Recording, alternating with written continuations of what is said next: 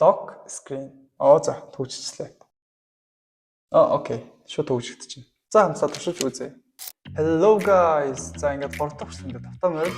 Өнөөдөр хамсаа яах вэ гэхээр гар утасныхаа мэдээллүүдийг хамгаалж заавал хэвстэй 3 тохиог үзэх болно. Ер нь гадуур голооч удамжаар яваад хахад ингээд цагдаа нар ингээд гар утасны хулгайчдаа сэргийлээрэй гэсэн анхаарал маш их өгөө явж илээ. Тэр бас юм бичлэг хийгээд маш их нөлөө үзүүлсэн.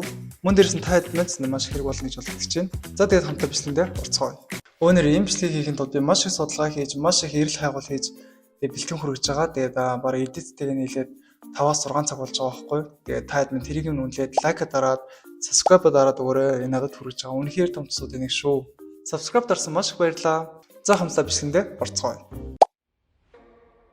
Эхний тохиргоо юу вэ гэхээр бид нар гар утсаа төгжөөд үед control center гэж буулгадаггүй тохиргоо байгаа. Энийг яагаад хийх ёстой вэ гэхээр бид нар гар утсаа ингээ алга болгочлаа тий. Эсвэл болгоод алцчлаа гэж бодоход тэр хүн бидний шууд control center-ыг буулгаад онгоцын насаач хотлол ингээд шууд сүлжиг болох аюултай. Дээрээс нь таны гар утсаа бусад функцээр хүртэл гэж орох боломжтой учраас энэ тохироо заавал хийх хэрэгтэй. Яаж хийх вэ гэхээр эхлээд хэдүүлээ гар утасныхаа settings руу оруулаа. Доош нь гүйлгээд Face ID and passcode гэдгээр дараад өөрийнхөө пассвортыг хийж өгнө. Тэгээд доош нь гүйлгээд control center гэдэг хэсгийг off болгож өгнө. Инснээрээ таны control center төгжөд төвөл доош нь боохгүй байх нэ. Хоёр дахь тохиргоо нь юу вэ гэхээр энэ маш гоё тохиргоо байгаа. Бид нар гар утсаа заримдаа ингэ төгжлгүүгээр авчдаг үе байдаг шүү дээ. Эсвэл хин нэг бидний гар утсаа ингэ уцаар ирчих юм уу те. Ингээд хийгээд ингэ гойж авангууд аваад үлдчихсэн шүү дээ. Тэнгүүд л ингээл Facebook, Instagram руу ордог ч юм уу те.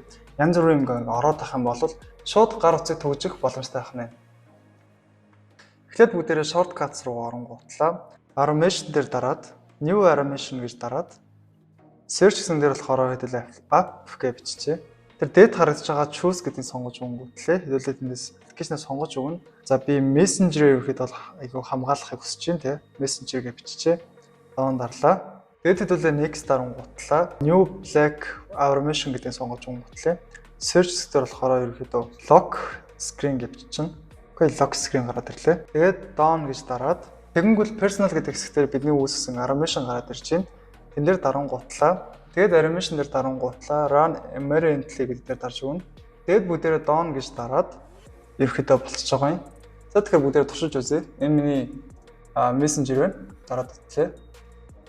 Дараад үзлээ. Окей. Шууд төгжигдэж байна. Ингээл төгжигдээд код хийчихлээ. Хөрхий. За нэг минут түлээсэй.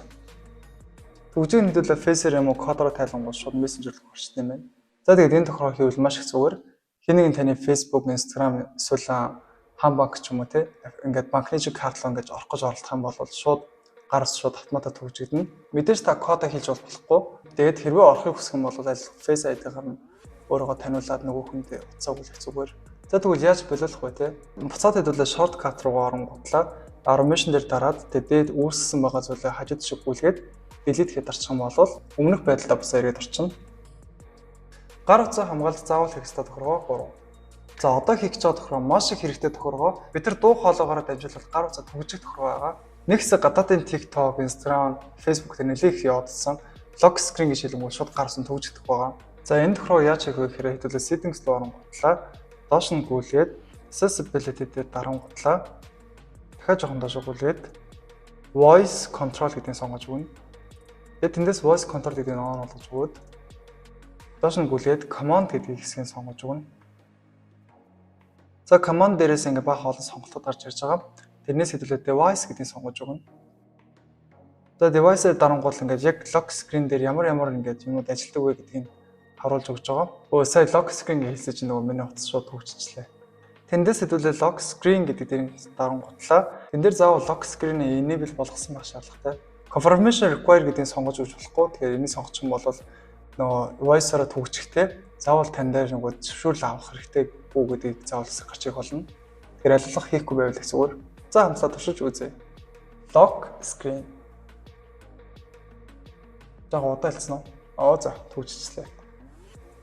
Тэгээ энэ тохироо хийчих юм бол гоё найзуудаараа гоё Frank ч гэдэг булхан юм санагдлаа. Тэгээд гар утсаа өгч мөгчөө те. За найзны ганц ирчих юм уу те. Эсвэл найзны ганц Facebook орчих юм уу те. Эсвэл ингээд юу гэдэг ингээд бид гар утсаа гуйж авангуй шууд lock screen гэж хэлэнгуй шууд өгчих юм гэж те. Гоё Frank тул их гоё санагдлаа. Мэдээс тэрнээс илүү тэр аюулгүй байдал маш чухал. Тэгээд болж өгвөл та энэ тохироо хийгээд Тэгээд хэрвээ шаардлагатай үед энэ voice-ороо хөдөлгүүлэх зүгээр. Одоо тэгвэл хэрхэн болиулах вэ гэдгийг зааж өгье. Хэдүүлээ settings руу оронгуудлаа.